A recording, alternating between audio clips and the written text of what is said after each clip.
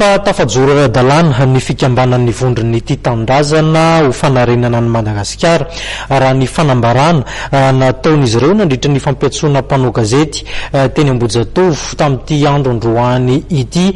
Maro ny tanjona sy ny vina ny foto-kevitra ijoroany zany fikambanana zany. Nandritra ny fionana tamin'ny mpanao gazety no tanterahan'ny vondron'ny Tia Tanindrazana ho fanarenana ny Madagasikara teny Ambohijatovo androany dia nanambara izy ireo fa efa tafajoro ara-dalàna ny fikambanana ary efa manenika ny faritra fito eto Madagasikara. Ny VTT-FM dia fikambanana miady sy manentana ny mpiara-belona amin'ny fiadiana amin'ny kolikoly, ny fiarovana ny zon'olombelona ary ny fanatsarana ny sosialim-bahoaka ihany koa dia isan'ny antoka ijoroan'ity fikambanana ity. Misy zany ny famelabelarana raha nady hevitra izay ho tanterahana any amin'ny faritra Boeny na le antsointsika amin'ny teny vahiny hoe débat conférence. Ho an'ny faritra Boeny ny loha-hevitra dia hoe ny kolikoly sy ny fifidianana.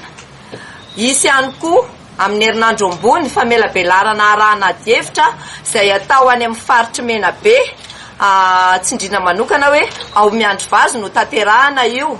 Ny loha-hevitra dia ny kolikoly sy ny fandriampahalemana.